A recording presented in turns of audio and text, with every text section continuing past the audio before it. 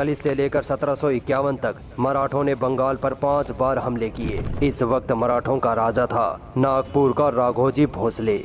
मराठों का बंगाल पर पहला हमला 1742 में हुआ, मगर नवाब अलीवर्दी खान ने राघोजी भोसले की मराठा सेना को खदेड़ दिया। लेकिन मराठा सेना ने जाते जाते मुर्शिदाबाद और हुगली में खूब लूटमार मचाई।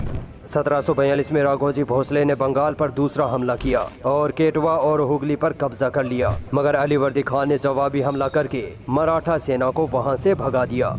मराठों का तीसरा हमला 1745 में हुआ। इस हमले में मराठों ने मुर्शिदाबाद को तहस नहस कर दिया और आसपास के गांवों को लूटकर वहां से फरार हो गए।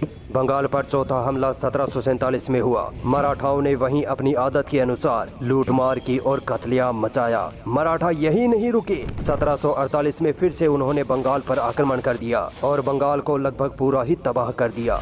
10 साल के अरसे में मराठों ने बंगाल पर 5 हमले किए। इन हमलों ने दुनिया को जुल्म और ज्यादती, दरिंदगी और टॉर्चर का वो वक्त दिखाया जिसके बारे में सोचकर भी रूह कांप जाती है। मराठों ने बंगाल, बिहार और उड़ीसा की पूरी आबादी को अस्त व्यस्त कर दिया था। वर्धमान स्टेट और यूरोपियन सोर्स में बताया गया है कि मराठा सेना गांव के गांव लूट लिया करते थे और वहां के घरों और खेतों में आग लगाकर भाग जाते थे। जॉन कैसेबूम के अनुसार मराठों ने पूरे बंगाल में तकरीबन 4 लाख इंसानों का कत्लेआम किया था और ये सब आम गरीब लोग थे जिनमें हिंदू ज्यादा थे।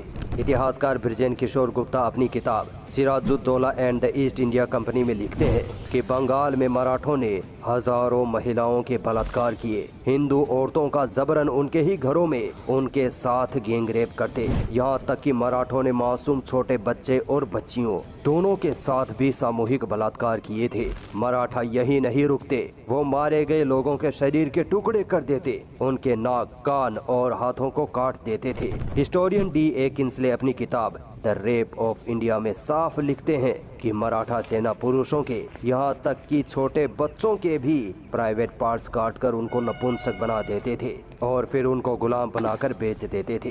बंगाली लोग अपनी जान बचाने के लिए अपने घरों को छोड़कर भागने लगे। इस तरह का घिनौना और रूह कंपा देने वाला जुल्म तो मंगोलों ने भी नहीं किया था जैसा मराठों ने किया। विलियम डेल रिम्पल अपनी किताब the anarchy the relentless rise of east India Company में लिखते हैं कि मराठों ने जब बंगाल पर हमला किया तब उन्होंने वहां के व्यापारियों और आम नागरिकों को टॉर्चर करना शुरू कर दिया। मराठों के अत्याचार की ये इंतहा थी कि पैसे दो, मगर जब उनको पैसे नहीं मिलते तब वो बेगुनाह लोगों को पानी में डुबो देते और तब तक डुबो के रखते जब तक कि वो इंसान या तो पैसे नहीं दे देता या फिर मर नहीं जाता। मराठाओं के अत्याचार ने बहुत बड़ा विकराल रूप ले लिया था। वो वहाँ के व्यापारियों के बंगलों, कोठियों और गरीबों के फूस के बने घरों, विष्णु मंडप और खेतों में आग लगा देते थे। इतिहासकार